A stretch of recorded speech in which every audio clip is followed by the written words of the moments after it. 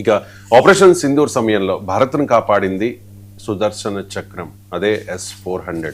So 400 S-400 విషయంలో అంటే ఎక్కడెక్కడ పెట్టారు ఏంటి అని చెప్పేసి పాకిస్తాన్ తీవ్ర ప్రయత్నం చేసింది. దాన్ని సెర్చ్ చేయడానికి కొంతమంది వేగులను కూడా పెట్టి సెర్చ్ చేసే ప్రయత్నం చేసింది. అయినా కూడా ఈ ఎయిర్ డిఫెన్స్ సిస్టమ్ పాకిస్తాన్కి తెలియలేదు ఎక్కడెక్కడ మనం పెట్టాము అనేది. సో S-400ని కనిపెట్టడానికి పాకిస్తాన్ చేసిన ప్రయత్నాలను ఏ రకంగా చూడాలి అంటే ఆపరేషన్ సింధూర్ వేళ S-400 లొకేషన్ల కోసం పాక్ ప్రయత్నించిందా అన్నది ఇప్పుడు బిగ్ హాట్ టాపిక్గా మారింది. అది భారత్ రేఖంగా తిప్పికొట్టింది అన్నది ఇప్పుడు రిటైల్డ్ ఎయిర్ మార్షల్ జితేంద్ర మిశ్రా ఏం చెప్పారనేది ఇప్పుడు కీలకం. ఆల్రెడీ మాజీ CDS అనిల్ చేసిన కామెంట్స్ ఇప్పుడే మనకు తెలుసు. ఎక్కడైతే పాకిస్తాన్ అణు స్థావరాలు ఉన్నాయన్న వార్తలో ఉన్న నేపథ్యంలో హిల్స్ ప్రాంతాన్ని ఖచ్చితంగా మన డ్రోన్ ఢీ కొట్టింది అన్నది ధృవీకరణ అయిపోయింది. దాంతో కిరాణా హిల్స్, దాంతో అది ఒక పెద్ద ఇష్యూగా అయిపోయింది. పాకిస్తాన్ ఇప్పుడు ఏమి దాయలేని వాతావరణం క్రియేట్ అయిపోయింది.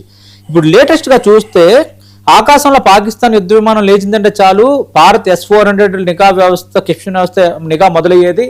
ఎలా దాడి చేయాలి, ఎక్కడి నుంచి తప్పించుకోవాలన్న లెక్కల కంటే ముందే భారత వాయు రక్షణ వ్యవస్థ ఏ విధంగా స్పందించిందో మనం ఆపరేషన్ సింధూర్లో చూసాం. ఎక్కడ చూసినా ఆపరేషన్ సింధూర్లో S-400 కోసమే చర్చ. S-400 అంత అద్భుతంగా పనిచేసింది రష్యా నుంచి మనం కొనుగోలు చేయటం. దాంతో మరో 8 S-400లు కూడా మనం ఇప్పుడు ఆర్డర్ ఇచ్చిన పరిస్థితి కనిపిస్తోంది. కానీ ఇప్పుడు ఏంటంటే అప్పట్లో ఈ ఆపరేషన్ సింధూర్ సమయంలో ఈ వైమానిక దళ పశ్చిమ కమాండ్కు నేతృత్వం వహించిన retired air marshal Jitendra Mishra తాజాగా కీలక విషయాలు వెల్లడించారు. 5 S-400 గుర్తించేందుకు పాకిస్తాన్ అన్ని మార్గాల్లో ప్రయత్నించింది. గూఢచారులను కూడా రంగంలో దించిందంట. భారత్లోని స్లీపర్ సెల్స్ను కూడా యాక్టివేట్ చేసింది. ఇతర దేశాల ఉపగ్రహ సాయం కూడా తీసుకుంది. అంటే ఎన్ని కుయ్యత్తులు పడిందో చూడండి. S-400 తెలిస్తే దాన్ని నిర్వీర్యం చేయాలి, ఎలా నిర్వీర్యం చేయాలని దానిపైన యాక్చువల్గా పాకిస్తాన్కి పెద్ద అడ్డంకిగా మారిపోయింది కాబట్టి ఇంత ఆపరేషన్ అయితే చేసింది. అలాగే పాకిస్తాన్ యుద్ధ విమానాలు కూడా భారత్ సరిహద్దుకు 200 కిలోమీటర్ల దూరంలో ఉండిపోయి S-400కి భయపడి భారత వైమానిక దళం పాకిస్తాన్ భూభాగంలో రాడార్లు, కమాండ్ అండ్ కంట్రోల్ కేంద్రాలను లక్ష్యంగా చేసింది. అలాగే పంజాబ్లోని అమెరికా తయారీ AN/TPS సిరీస్ రాడార్లను కూడా ధ్వంసం చేసింది. దీంతో పాకిస్తాన్ భూగర్భ రాడార్ నెట్వర్క్ దెబ్బతిని గగనతల పరిస్థితిని తెలుసుకునే వాతావరణం అయితే బయటకు రాలేదు.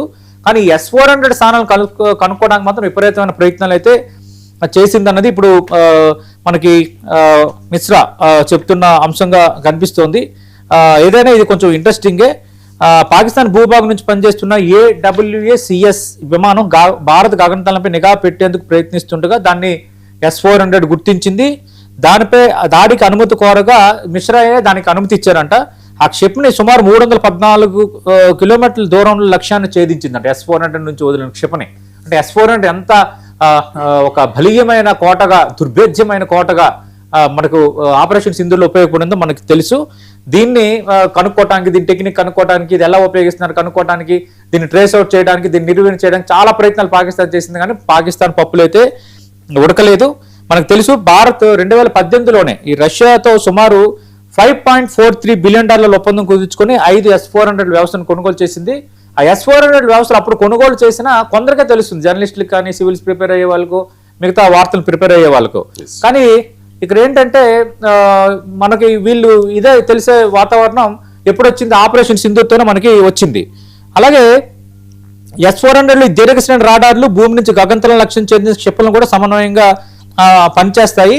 ఎంతటి విశిష్టతలో S-400 ట్రేస్ అవుట్ చేయడానికి ప్రయత్నించింది అనేది కొంత ఇంట్రెస్టింగ్ వార్తే. రైట్. అలాగే మనం వరదలకు సంబంధించి ఇంకో ఇష్యూ ఉంది. చైనా